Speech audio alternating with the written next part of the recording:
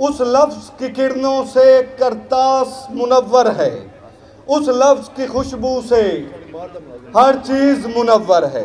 वो लफ्ज़ मोहम्मद है, वो लफ्ज़ मोहम्मद है। तमाम भाइयों से इल्तमास है, दरूद शरीफ पढ़कर हज़रत मोहम्मद मुस्तफ़ा सल्लल्लाहु अलैहि वसल्लम को हदिया पेश करें।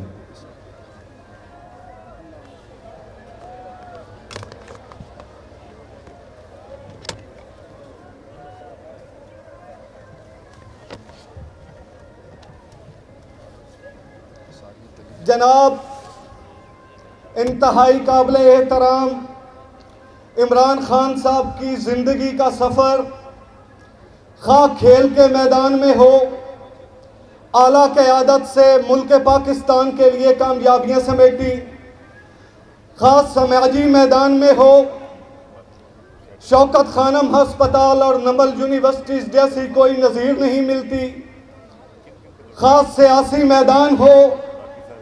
1996 में एक सियासी जमात पाकिस्तान तहरीके इंसाफ की बुनियाद रखी और चंद ही सालों में अपनी अनथक जिद्दोजहद और अवामी खिदमत के जज्बा की वजह से 2018 में अपनी जमात को पाकिस्तान की सबसे बड़ी जमात बना दिया।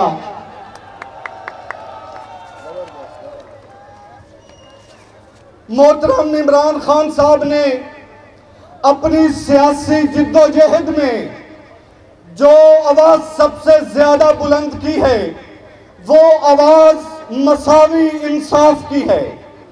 हमारा आज का कन्वेंशन भी रूल ऑफ लॉ के मुतल्लिक है, यानी कि कानून की हुक्मरानी, जिसका एक अहम और बुनियादी पहलू जस्टिस एट डोर स्टेप है। ये इंसाफ का बुनियादी असूल है। इसी असूल को मद्देनजर रखते हुए आला अदलिया ने जिला लेवल से लेकर तहसील लेवल पर लोअर कोर्ट्स और डिस्ट्रिक्ट एंड सेशन कोर्ट्स को मुंतकिल किया। मगर जब हम आला अदलिया के हवाले से इस बुनियादी असूल का जिक्र करते हैं तो आला अदलिया में इस बुनियादी असूल को गाली के मुतरादिफ तस्वर किया जाता है। हाई कोर्ट बेंच मोहतरम खान साहब आर्टिकल 198 कॉन्स्टिट्यूशन ऑफ पाकिस्तान के तहत हमारा बुनियादी व आईनी हक है। अपने इस हक के लिए सरगोदा डिवीजन के चारों इजला ने अपनी तहसीलों समेत 1980 से लेकर आज तक जिद्दोजहद की है। ये डिवीजन लगभग 85 लाख लोगों की आबादी का डिवीजन है। ये डिवीजन में वुकला की तादाद लगभग 7 से 8 हज़ार वुकला है।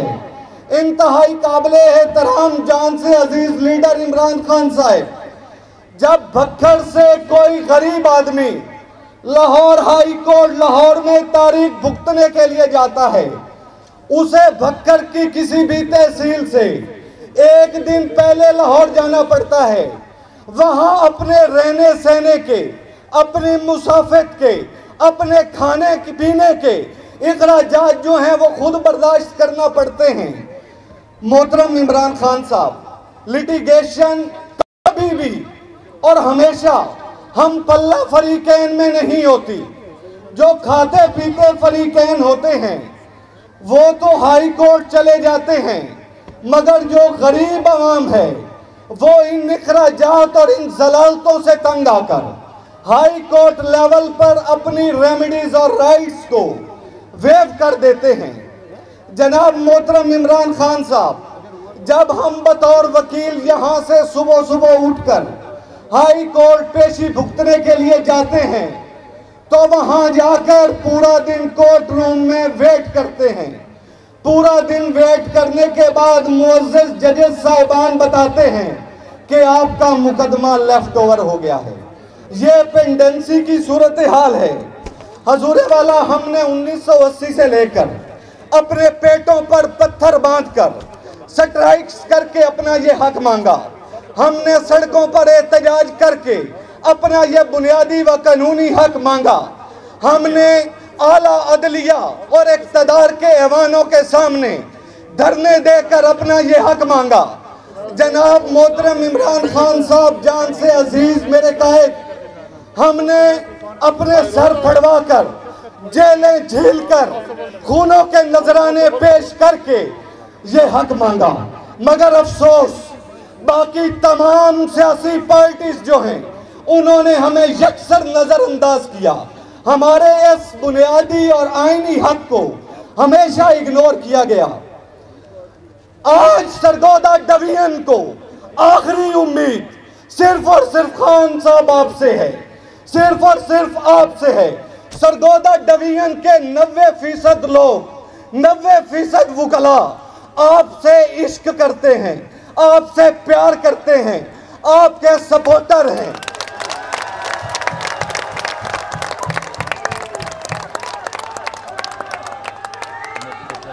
खुदा की कसम खान साहब, हम यहाँ पे आपकी मोहब्बत में थोड़े लालची भी हैं ताकि हमें हमारा हाई कोर्ट बेंच मिल जाए। इस डिमांड के साथ है हक हमारा, है हक हमारा। बकर मांगे, खुशाब मांगे, मियावाली मांगे, सरगोदा मांगे, है हक हमारा। आप कन्वेंशन को आगे बढ़ाते हुए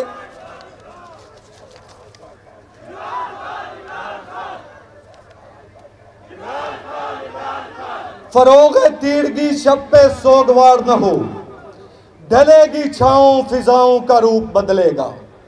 इस नज़ामे तलुओ गरूब से एक दिन हमें यकीन है कोई आफताब निकलेगा। मेरी मुराद शफकत अब्बास सवान, सदर सरगोदा बा, वेलकम। खुशियों से भरता हूँ, इतना तो है खुद पे यकीन।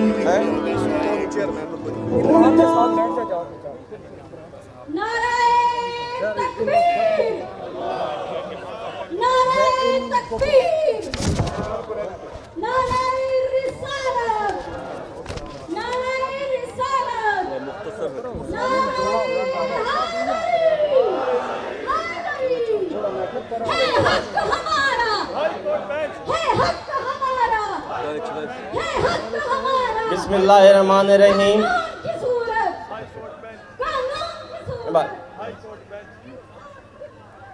बिस्मिल्लाहिर्रहमानिर्रहीम। किताब सादा रहेगी कब तक, कहीं तो आगाज़ बाब होगा। जिन्होंने बस्ती उजाड़ डाली, कभी तो उनका हिसाब होगा। और शहर की खुशियाँ मनाने वालों, शहर के तेवर बता रहे हैं, अभी तो इतनी घुटन बढ़ेगी कि सांस लेना अजाब होगा। मैं बिला तमीर जनाब इमरान खान साहब, चेयरमैन पाकिस्तान तहरीक इंसाफ को सरगोदा बार में आमद पर डिस्ट्रिक्ट बार सरगोदा की तरफ से और सरगोदा डिवीज़न के तमाम वकला की तरफ से खुश आमदीद कहता हूँ। मैं सरगोदा डिवीज़न के तमाम मेंबरान पंजाब बार कौंसिल को, मैं जनाब chairman executive committee Farooq Khokhar साहब को, जनाब एहसान नियाजी साहब को और दीगर तमाम मेहमानान गिरामी को सरगोदा आमद पर खुश आमदीद कहता हूँ।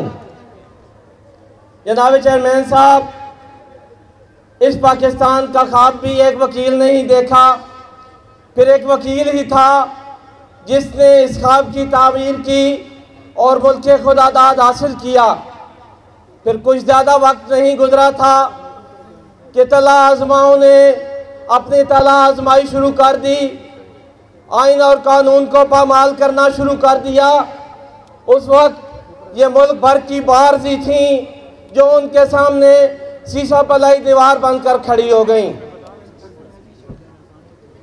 तारीख भरी पड़ी है हमारी ऐसी वाक़यात से। कभी तो आइन और कानून को पामाल किया गया, कभी मुल्क के बानियों को गद्दार गर्दाना गया, लेकिन अफसोस, सद अफसोस हमारे उन इदारों पर जिन्होंने कानून और आइन की रखवाली करनी थी, वो उन कुव्वतों के आलाकार बन गए और उनके उन काले करतूतों को इंडोर्स बाय लॉ करके स्टैंप कर दिया। फिर वक्त चलता गया। इन 75 सालों में मुल्क पर मुख्तलिफ औकात में मुख्तलिफ जबरो इस्तेदाद की कुव्वतों ने हमले किए, लेकिन फिर वो वक्त आ गया जब इन्हीं मुल्क के मीर जाफरों सादकों ने बैरूनी अनासर के साथ मुल्क का मिलकर इस मुल्क के खिलाफ साजिश कर दी। लेकिन इस दफ़ा उनका सामना किसी आम आदमी से नहीं था, एक ऐसे आदमी से था जो उनके सामने डटकर खड़ा हो गया, जिसने उन्हें ना कह दी,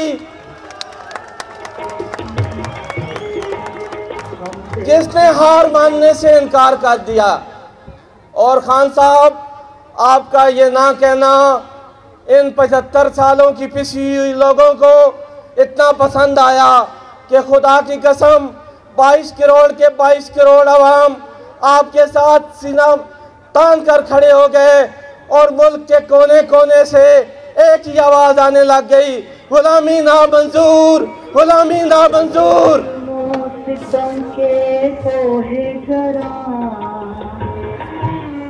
सरगोदा बहार को ये एजाज़ हासिल है कि जब आपने रावलपिंडी जलसे में इस बैरूनी साजिश का जिक्र किया तो सरगोदा बहार पाकिस्तान भर में से वो पहली बार थी जिसने पहले दिन ही स्ट्राइक कॉल की, और मैंने बतौर प्रेसिडेंट प्रेस कॉन्फ्रेंस करके पाकिस्तान भर की तमाम बार्स को ये दावत दी कि ये कोई सियासी मसला नहीं है, ये कोई शख्सी मसला नहीं है, ये मुल्क की सालमियत का मसला है।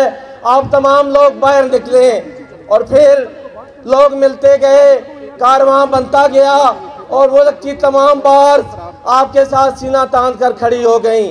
आज शुक्र अल्हम्दुलिल्लाह पाकिस्तान की सारी बार्स आपके साथ खड़ी हैं। पाकिस्तान की हर बार से भी यही आवाज़ आ रही है, गुलामी ना मंजूर, गुलामी ना मंजूर।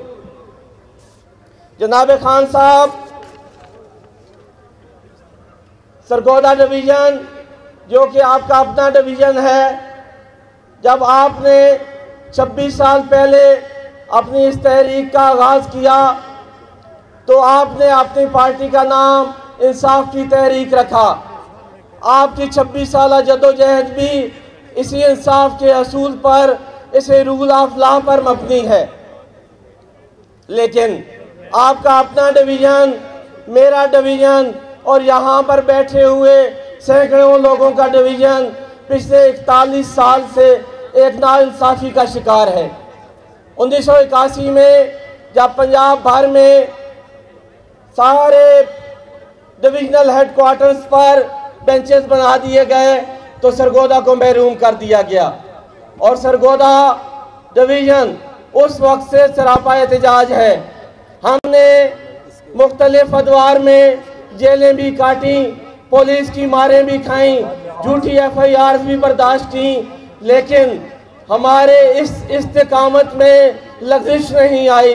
हम आज भी खड़े हैं अपने इस बुनियादी हक के लिए। और जनाब खान साहब, हमें कोई और उम्मीद भी नज़र नहीं आती, हमें कोई उम्मीद नज़र नहीं आती, हमें किसी सियासी से कोई उम्मीद नज़र नहीं आती। आपसे उम्मीद नज़र आती है, इसलिए कि आपने इंसाफ का आलम बुलंद किया है और इंसाफ है डोर स्टेप आपका बुनियादी एजेंडा है। जनाब खान साहब, मैं इंतहाई मुख्तसर वक्त में ये बताता चलूँ कि KPK में 4 करोड़ वहाँ की आबादी है, वहाँ पर 5 बेंचेज हैं। सिंध में 5 करोड़ आबादी है, वहाँ पर 5 बेंचेज हैं। बलोचिस्तान में 1.5 करोड़ आबादी है और वहाँ पर 4 बेंचेज हैं। और सूबा पंजाब जो पाकिस्तान का सबसे बड़ा सूबा है, वहाँ पर 13 करोड़ आबादी है और सिर्फ 3 बेंचेज और 1 प्रिंसिपल सीट है। जनाब खान साहब, हम सारे सरगोदा डिवीज़न के लोग, सारे डिवीज़न के वकला आपसे ये रिक्वेस्ट करते हैं कि इस बुनियादी हक को हमें दिया जाए। आपकी इस हकीकी आज़ादी की जंग में ये सरगोदा के गयूर वकला, गयूर अवाम आपके साथ खड़े थे, आपके सिपाही हैं और इंशाअल्लाह खड़े रहेंगे।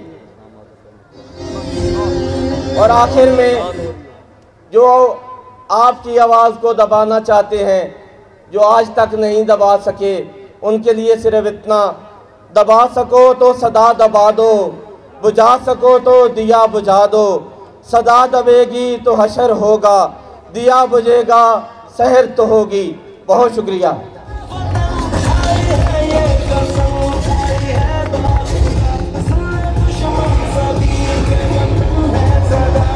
जनाब मोहतरम इमरान खान साहब के खिलाफ जो तौहीन अदालत का केस चल रहा है और उसमें जो एलिगेशन है उसको मैं मुख्तसरन इतना सा बयान करना चाहूँगा कि खुदा की कसम हम रोज़ अपीलों में वकील इससे ज़्यादातर लिखते हैं कि हजूरे वाला फाजिल तैत अदालत ने बरखिलाफ इंसाफ व कानून ये फैसला किया है।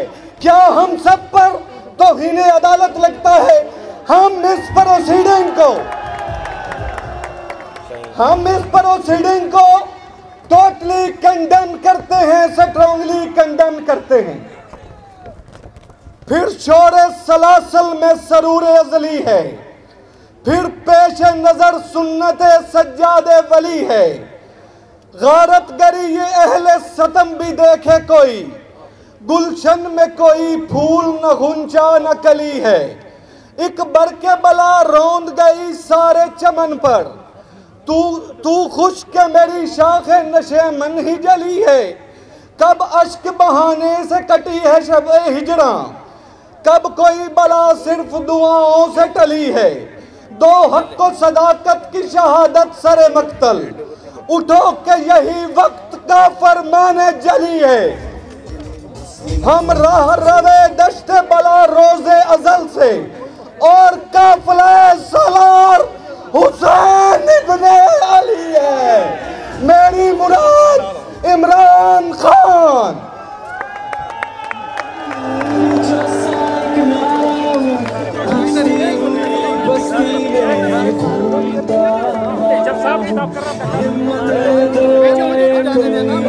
प्लीज करनी नहीं है खान साहब ने, आपसे बुला लेना।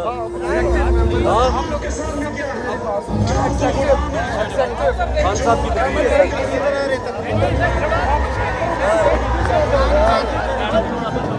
इमरान खान, इमरान खान, इमरान तेरे जान निसार, इमरान तेरे जान निसार, इमरान तेरे जान निसार,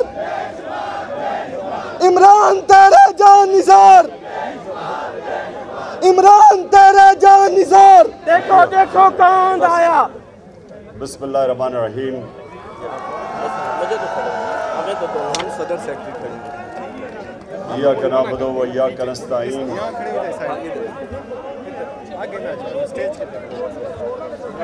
खामोश प्लीज खामोश। अल्लाह तेरी इबादत करते हैं, तेरे से मदद मांगते हैं। मैं आज सरगोदा बार एसोसिएशन प्रेसिडेंट साहब आपका शुक्रिया अदा करता हूँ। मेंबर्स जो पंजाब बार काउंसिल के आज बैठे हुए हैं 5, उन सबको खुशामदीद भी कहता हूँ, आपका गेस्ट भी हूँ और इधर आने का भी आपका खैर मकदम करता हूँ। और मेरी जो इंसाफ लॉयर्स फेडरेशन है उन सबको भी मैं आज खुशामदीद कहता हूँ। अच्छा जी, अब थोड़ी खामोशी से आपने मेरी बात सुनी, आराम से। देखिए, मैं पहले तो आपको जो अपनी 26 साल पहले मैं अब इस जद्दोजहद में आया था, जहाद में, उसका एक मकसद था, और वो जो एक बहुत बड़ा मुसलमान जहन इब्न खालदून कहता है, जिसको फादर ऑफ मॉडर्न हिस्ट्री समझा जाता है। सारी दुनिया में माना जाता है कि जो उसने मॉडर्न हिस्ट्री की, जो उसकी इब्न खालदून की जो फलसफा था, वो दुनिया मानती है कि पहला इतना बड़ा अजीम हिस्टोग्राफर था। तो वो क्या कहता है? कहता है मैंने जो कुरान का मुताला किया है, तो मेरा सारा जो निचोड़ है कुरान के मुताले का वो ये है कि अल्लाह ने इंसान को जमीन पे भेजा ही एक चीज के लिए है कि मेरी जमीन पे इंसाफ कायम करो। अब ये आपने समझना है, थोड़ी खामोशी कीजिए, आपने जरा एक बात मेरी सुननी है गौर से। देखें, अल्लाह ने जब इंसान को अशरफुल मखलूकात बनाया, सबसे अजीम मखलूक, तो उसने ये भी कहा कि जब इंसान ऊपर जाता है, उसकी परवाज ऊपर होती है, तो फरिश्तों से भी ऊपर चला जाता है, लेकिन जब वो गिरता है तो जानवरों से भी नीचे चला जाता है।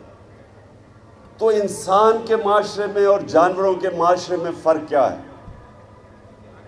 दो फ़र्क है। इंसान के माशरे में इंसानियत है, हमारे में फ़िक्र होती है कमज़ोर की। अगर वाकई इंसानियत का निज़ाम है, जो नबी सल्लल्लाहु अलैहि वसल्लम ने दुनिया की पहली फलाई रियासत बनाई थी मदीना में, जिधर असल में इंसानियत को आगे रखा गया। ज़कात पहली दफ़ा कॉन्सेप्ट लेके आए कि आम आदमी पैसे वालों से पैसा लो और आम आदमी के ऊपर खर्च करो, जो गरीब हैं उनको ऊपर उठाओ। ये बड़ा अजीम कॉन्सेप्ट था फलाई रियासत का, जो आज मुझे अफसोस से कहना पड़ता है कि स्कैंडिनेविया में अगर आप जाएं तो आपको सही माने में फलाई रियासत नज़र आती है, लेकिन शायद ही किसी मुसलमान मुल्क में वो फलाई रियासत नज़र आती है जो नबी सल्लल्लाहु अलैहि वसल्लम ने कॉन्सेप्ट दिया था मदीना में। और दूसरी, जो जानवरों से और इंसान में फ़र्क है, जानवरों के निज़ाम में इंसाफ नहीं है, ताकत की हुक्मरानी है। जो ताकतवर है उसके लिए एक कानून है, और जो बेचारा कमज़ोर है वो छुपता फिरता है, कोई उसकी हिफाजत करने को लिए नहीं। इंसानी माशरा होता है जिधर एक कमज़ोर को तहफ़्फ़ुज़ दिया जाता है, इसको कानून कहते हैं। कानून तो कमज़ोर को चाहिए, ताकतवर तो वैसे ही कभी कानून के नीचे नहीं आना चाहता। सिर्फ कमज़ोर को कानून चाहिए ताकतवर से तहफ़्फ़ुज़ लेने के लिए। सो ये मैं आपको सिर्फ इनिशियल बता रहा हूँ कि मैंने जब 26 साल पहले अपनी ये स्ट्रगल शुरू की थी, तो ये दो प्रिंसिपल थे, इंसाफ, इंसानियत, और तीसरा खुददारी।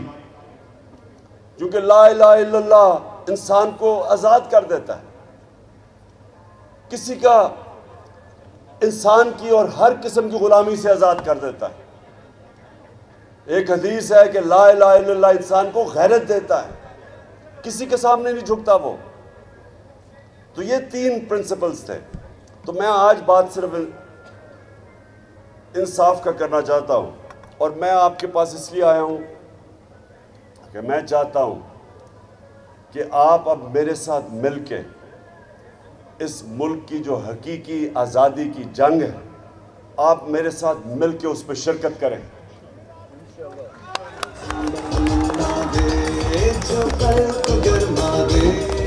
तो जो खुददारी है, जो इल्लामा इकबाल गुलाम मुसलमानों को जगा रहे थे अपनी शायरी से, खुद ही को कर बुलंद इतना, इंसानों को उठा रहे थे, गैरत दे रहे थे। और फिर शाहीन तो वो है जब अपनी जंजीरें तोड़ के ऊपर जाता है। गुलाम तो अच्छा गुलाम बन जाता है। मौलाना रूमी जिस तरह कहते कि जब अल्लाह ने इंसानों को कहते, जब अल्लाह ने तुम्हें पर दिया तो क्यों जमीन पर रेंग रहे हो? क्योंकि अल्लाह ने हम सबको वो पोटेंशियल दिया है कि हम तो फरिश्तों के ऊपर भी जा सकते हैं, लेकिन मसला ये है कि गुलाम ऊपर नहीं जा सकता। चाहे वो गुलाम हो इसलिए कि एक मुल्क के अंदर जुल्म का निज़ाम हो, जो ताकतवर का इंसान गुलाम बन जाते। ये जो फ्यूडल स्ट्रक्चर है या जो जागीरदाराना निज़ाम है, ये क्या है कि जो ऊपर जागीरदार है वो कानून के ऊपर है, नीचे जो बेचारे हैं उनके पास कोई हुकूक ही नहीं है, तो गुलाम रहते हैं। मैं हमेशा बताता हूं लोगों को कि जब भी इस बर्रे सगीर में फतह करने वाले कॉन्करर्स आए, सब शुमाल से आए, सिवाय अंग्रेज के जो समुंदर से आया। तो कोई रास्ते में रुकावट नहीं होती थी। जब वो पहाड़ों से निकलता था, अफगानिस्तान से, खैबर से निकलता था, तो सीधा रास्ता पहुंचा था दिल्ली का, क्योंकि लोग गुलाम थे। जब वो गुलाम थे तो वो लड़ता ही कोई नहीं था अपनी आज़ादी के लिए। सिर्फ आज़ाद लोग अपनी आज़ादी के लिए लड़ते। तो एक पानीपत की जंग होती थी और जो भी जीता वो हिंदुस्तान का सरबराह बन जाता था। बाकियों की ज़िंदगी पे कोई फ़र्क नहीं पड़ता था, क्योंकि वो पहले गुलाम थे। सिर्फ आज़ाद लोग खड़े होते हैं अपनी आज़ादी के लिए, सिर्फ आज़ाद लोगों की परवाज़ होती है। तो एक तो हमने अपने मुल्क को, ये जो हम ऊपर इम्पोर्टेड हुकूमत बैठी हुई है, जो कि बैरूनी अमरीकी साजिश से हमारे पर मुसल्लत की गई है, जो वो हर काम करेंगे जो ऊपर से हुक्म आएगा, ये आपके हकूक के लिए कभी खड़े नहीं होंगे। इन्होंने पूरी कैंपेन चलाई कि पाकिस्तान में बहुत महंगाई आ गई, इमरान खान को इसलिए हटाना चाहिए कि महंगाई बहुत ज्यादा है। जो 4 महीने में इनके दौर में महंगाई आई है, इस मुल्क की तारीख में ऐसी महंगाई नहीं आई। आज जो महंगाई है, जिन लोगों को बिजली के बिल मिले हैं, ये तो अभी एक ही है। हर चीज आज महंगी हो गई, और इनसे पूछो तो कहते हैं जी IMF का हुक्म है। बल्कि हमारे ऊपर एक नई चीज, पहले इन्होंने तौहीन मजहब लगा दिया मेरे पे, अब मदीना में जाके लोगों ने इनको चोर कह दिया। उसमें मेरा क्या कसूर था? मेरे ऊपर तौहीन मजहब, मेरे ऊपर यहाँ FIR काट दी। अब एक मिनट, अब शौकत तरीन के ऊपर एक और नई, उसे कहते हैं जी इसको गद्दारी की दफा लगनी चाहिए। वो क्या है कि जी इसने IMF की तौहीन कर दी, तौहीन IMF, एक और FIR आप कटने लगी है। तो एक मिनट, अभी नहीं, तो एक मिनट, थोड़ा सा जरा जज्बा संभाले। मैं जरा, क्योंकि आपसे बड़ी इंपॉर्टेंट बातें करने आया हूं जी।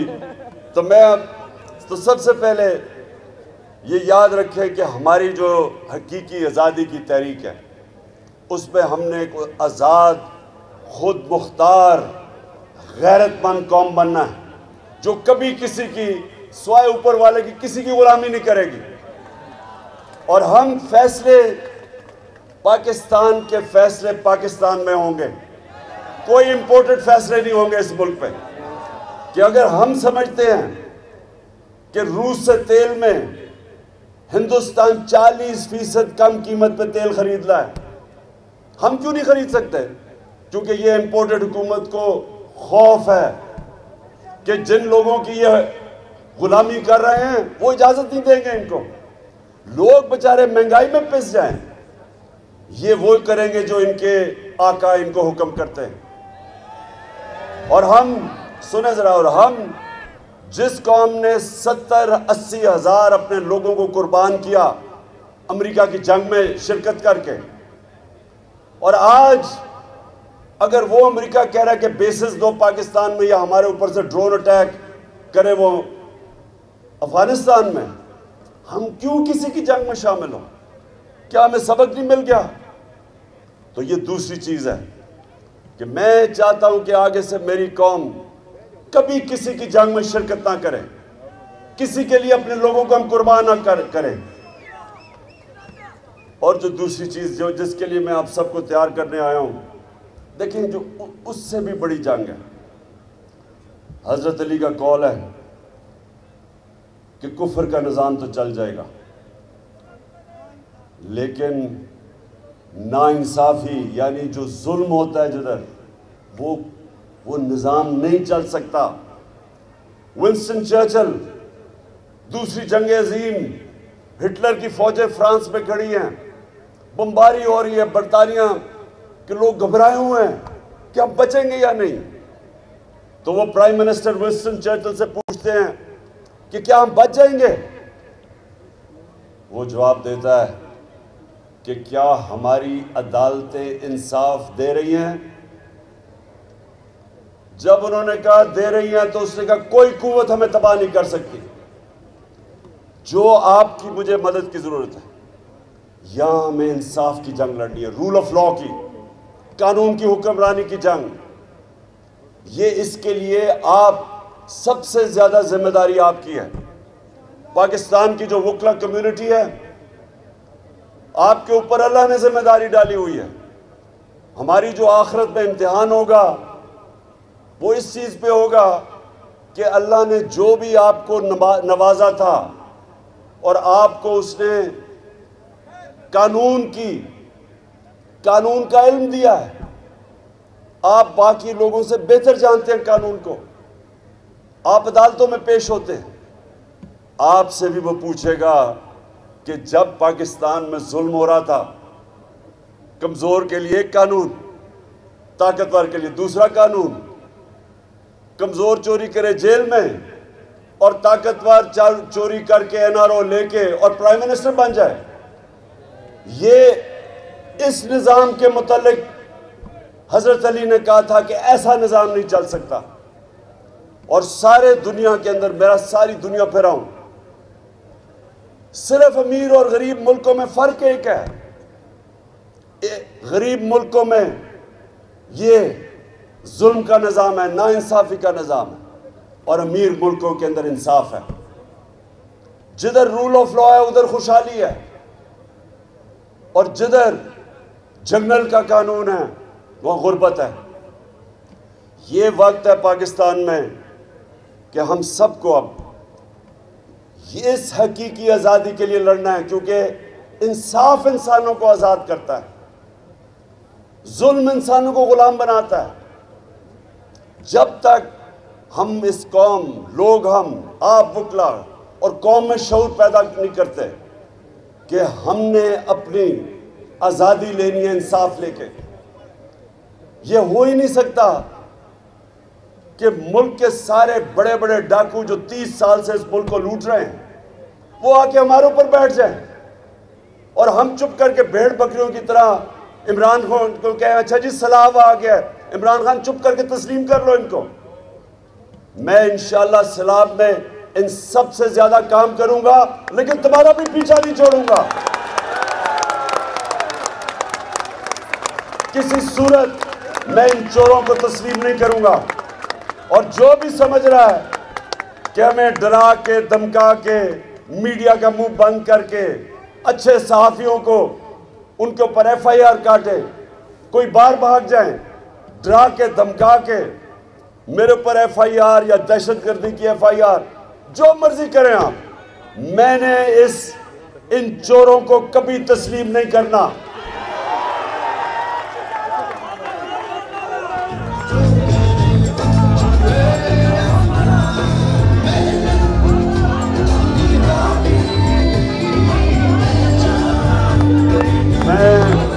मैं अपने सारे पाकिस्तान के वकला को आज इस हकीकी आज़ादी की तहरीक में दावत दे रहा हूँ। आपने सब ने मेरे साथ चलना है और किसी सूरत ये जो कब्जा हुआ है, मुल्क के ऊपर कब्जा किया हुआ है, इस माफिया ने कब्जा किया हुआ है और ये इनकी जड़ें हर जगह हैं और पूरी इनकी कोशिश है कि हम किसी तरह खौफ में आके इनको तस्लीम कर लें। मैं बार बार लोगों को कहता हूं कि ला इलाहा इल्लल्लाह बुत तोड़ देता है, पैसे का बुत, लालच, खौफ का बुत जो सबसे खौफनाक बुत है, जो इंसानों को गुलाम बनाता है। खौफ फैलाया जा रहा है कि जी दहशतगर्दी में मुझे पकड़ के जेल में डाल देंगे, तौहीने वही मजहब। मदीना में तुम्हें लोगों ने शक्ल दिखाई है तुम्हारी कि तुम्हें चोर का है जो तुम हो, और मेरे ऊपर लगा दिया कि तौहीन मजहब। उसी तरह अगर इनका ख्याल है कि चैनल्स को बंद कर देंगे, सहाफियों को डरा देंगे, जो मर्जी करें, आपने मेरे साथ चलना है। और मैं ये आपको यकीन दिलाता हूं कि ये इतनी दूर नहीं है आज़ादी। कौम पहली दफ़ा 26 साल में पहली दफ़ा मैंने अपनी कौम को ऐसा शऊर और बेदार देखा जो कभी पहले नहीं था। अब मैं सरगोदा बार, मैं अब आपकी बात जो आपका मुतालबा है उस पे आता हूं।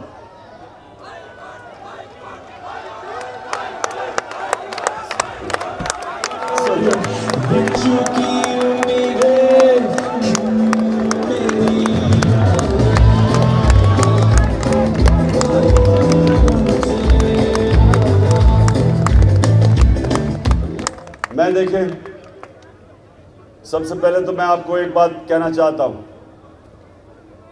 कि पहले मैं अपने ज़ाती ख्यालात आपके सामने पेश करूंगा और उसके बाद मैं हल भी आपको बताऊंगा कि हमने कैसे यहाँ को सरगोदा में एक डिविजनल बेंच लेना है जो आप सबका है। देखिए, मैं अपना ज़ाती व्यू, मेरा ज़ाती व्यू ये है कि पाकिस्तान के अंदर जो हर डिवीज़न है इसको सूबा बनना चाहिए। सुने, वो मैं इसलिए कह रहा हूं कि देखिए, एडमिनिस्ट्रेटिवली जितना मैनेजेबल सूबा होगा उतना आप बेहतर लोगों की खिदमत कर सकते हैं, आप लोगों के मसले हल कर सकते हैं। यही नहीं कि सिर्फ यहाँ से बखर मियाँ वाली से उठ के एक आम आदमी को जाना पड़ता है लाहौर हाई कोर्ट। ये सिर्फ बात नहीं है, और भी मसले हल करने के लिए उसको लाहौर जाना पड़ता है। मैं ये समझता हूं कि आगे हमें ये सोचना चाहिए, इसके ऊपर डिबेट होनी चाहिए कि हम अगर ज़्यादा सूबे बना दें, डिविजन्स को बना दें, इसके ऊपर डिबेट करें। होगा ये, मकसद सिर्फ एक है कि आम आदमी की ज़िंदगी आसान हो। हमारी कोशिश होनी चाहिए कि जो तबका मुश्किल ज़िंदगी गुजारता है उसकी हम आसानी कैसे पैदा कर सकते हैं। मेरा ख्याल कि अगर यूनिट ज़्यादा बन जाएं, उनके मसले वहाँ हल हो जाएं, लोकल गवर्नमेंट सिस्टम अच्छा बन जाए, तो पहली तो ये चीज़। और दूसरा ये भी कि इंसाफ, जिस तरह मैंने शुरू में बात की, सबसे इम्पोर्टेंट चीज़ है माशरे में इंसाफ होता है। इंसाफ के लिए बिल्कुल लोगों को मीलों दूर नहीं जाना पड़ता। इतनी सफ़र, आम आदमी बिल्कुल बात ठीक कहते हैं, वो जाके कहाँ ठहरेगा, उसको पैसे खर्च करने पड़ते हैं, किराया देना पड़ता है, वहाँ रहना पड़ता है। और मैं आपको ये भी बताऊं कि सारी दुनिया के अंदर जब आबादी बढ़ती गई तो सूबे भी बढ़ते गए।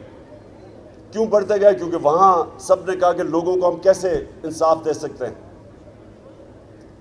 आप ये सोचें कि पाकिस्तान की आबादी 40 करोड़ थी जब पाकिस्तान बना है, तो इसकी आबादी 40 करोड़ थी, आज 22 करोड़ है।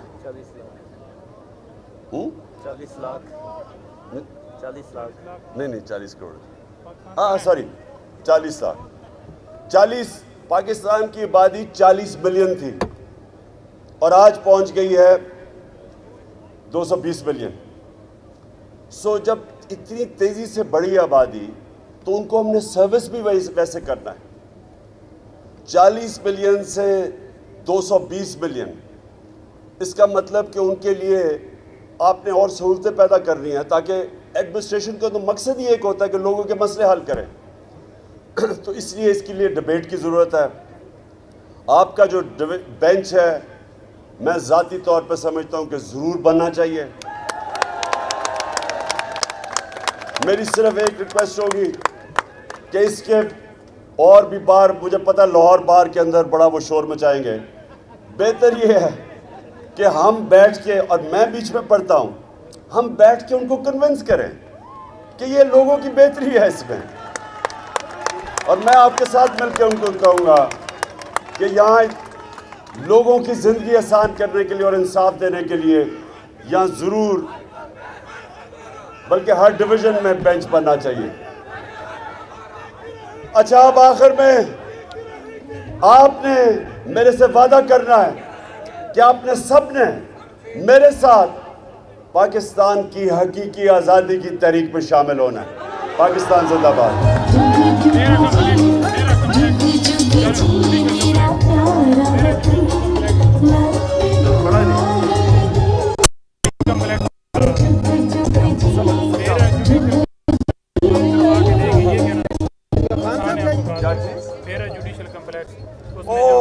सॉरी, एक चीज मैं भूल गया। हमने पहली दफा इस्लामाबाद के अंदर एक जुडिशल कॉम्प्लेक्स बनाया है, वो बन रहा, तकरीबन कंप्लीट हो गया है। ये पहली दफा इस्लामाबाद में बना है और वो हमारी हुकूमत ने बनाया था। बेरा का यहाँ का बड़े बुरे हालात में वो जज बैठते हैं। इंशाअल्लाह बेरा के अंदर भी मैं अभी